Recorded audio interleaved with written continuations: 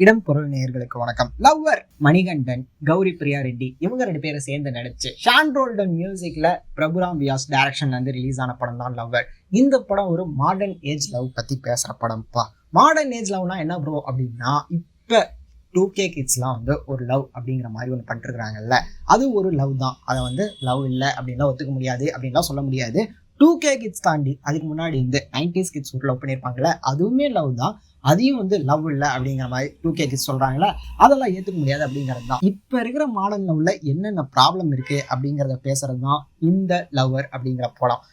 லவ்வர்னு வச்சுக்கிட்டீங்க, ஆனா ஒரு 5 சீன் கூட 2 பேரும் ஒன்னா இருக்கிற மாதிரி இல்லையா ப்ரோ? படத்துல ஹீரோ சிகரெட் குடிச்சுக்கிட்டே இருக்கிறாரு, அவங்க அப்பா எப்படி இருக்காரோ அதே மாதிரி தானே பையனும் இருக்கிறான் அப்படிங்கிற மாதிரி படத்துல ஹீரோங்கிறீங்க, அவரை நெகட்டிவ் தானே காமிச்சிருக்கிறாங்க. கிளைமேக்ஸ்ல ஒரு சீனை வச்சுட்டா அவர் குட் பர்சனா அப்படின்னா எஸ், அதுதான் கதை, அதுதான் மாடர்ன் லவ். இந்த படம் எதை பேசுது அப்படின்னு பார்த்தோம்னா, நீங்க லவ் எப்படி ஆரம்பிச்சீங்க அப்படிங்கிறது பேசுறது இல்லை.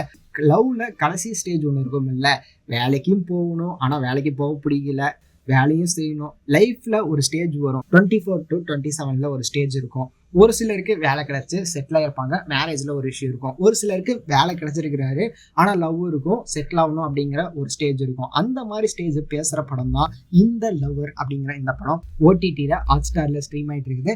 யாரெல்லாம் பார்க்கணும்னு நினைக்கிறீங்களோ தாராளமா பார்க்கலாம் அப்படிங்கிறது தான். இந்த படத்துல கண்டிப்பா ஒரு கேரக்டருக்குள்ள இரிட்டேட் பண்ற மாதிரியே இருக்கும். யார் அப்படின்னு பார்த்தோம்னா திவ்யா அப்படிங்கிற கேரக்டர். என்னப்பா இந்த பொண்ணு தேவையில்லாம சம்மந்தமே இல்லாம கரெக்டா எப்பெல்லாம் வரக்கூடாதோ அந்த டைம்ல வந்த மாதிரி இருக்குது அப்படின்னா, அந்த பொண்ணு தான் இந்த படத்துலயே ஒரு நல்ல கேரக்டர் அப்படின்னு சொல்லலாம். என்ன சொல்றீங்க, ஒரு பொண்ணு அவனோட லவ்வர் கூட சேர்த்து வைக்கணும் அப்படிங்கிறதான பார்க்கணும். ஃப்ரெண்டுன்னா அதானே.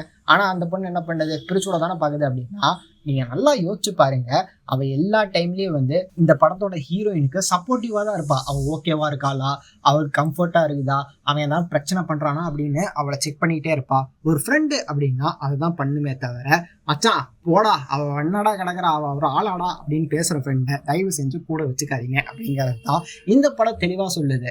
ஒரு விஷயம் மணிகண்டன் சொல்லியிருப்பாரு இன்டர்வியூல, தியேட்டர்ல படம் ஓடிட்டு இருக்குது, டைரக்டர் அவன் சீனா சிகரெட் அடிக்க மாட்டேன் அவ்வளவுதான் கடைசி தம்முன்னு சொல்றப்ப கை தட்டுறாங்க பாருங்க, வாங்க உள்ள போலாம் அப்படின்னா வரமாட்டேன் அப்படின்ட்டாரு. காரணம் என்ன அப்படின்னு பார்த்தோம்னா, இந்த இடத்துல கை தட்டக்கூடாது, அவன் திருந்திருக்கான், மனம் உடைஞ்சு அவன் திருந்திருக்கான் அப்படிங்கறதுனால அவன் நல்லவனா ஏற மாட்டான் அப்படிங்கிற மாதிரி அவரு ஒரு பதில் சொன்னாரு அப்படின்னு சொல்லியிருப்பாரு. கரெக்ட், இதுதானே ரியாலிட்டி அப்படிங்கிற மாதிரி தானே இருக்குது அப்படிங்கிற மாதிரி தான் இருந்தது. அப்படி ஒரு விஷயத்த பேசுற படம் தான். கடைசியில 2 பேர் சேர்ந்துருக்கலாமே அப்படின்னு தான் நீங்க நினைப்பீங்க. ஆனா கண்டிப்பா 2 பேர் கேரக்டர் சேரக்கூடாது அப்படிங்கிறது டைரக்டர் எடுத்த முடிவு இல்லை, அந்த கேரக்டர் எடுத்த முடிவு ரொம்பவே நல்லா இருந்தது. ஸோ இந்த படம் எனக்கு ரொம்பவே ஃபேவரட்டான படம். என் கூட படம் பார்த்தவங்களாம் என்ன காரி துப்புனாங்க, என்னடா இந்த படத்துல என்னடா நல்லா இருக்கு அப்படின்னு.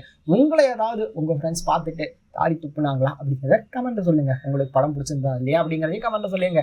இந்த வீடியோ பிடிச்சிருந்தா லைக் பண்ணிட்டு இந்த மாதிரி அப்டேட்ஸ் நீங்க தொடர்ந்து பார்க்கணும் கேட்கணும் அப்படின்னு நினைச்சீங்கன்னா மறக்காம சப்ஸ்கிரைப் பண்ணிருங்க. அப்பதான் நாங்க போற வீடியோஸ் உங்களுக்கு ரெகுலரா வரும்.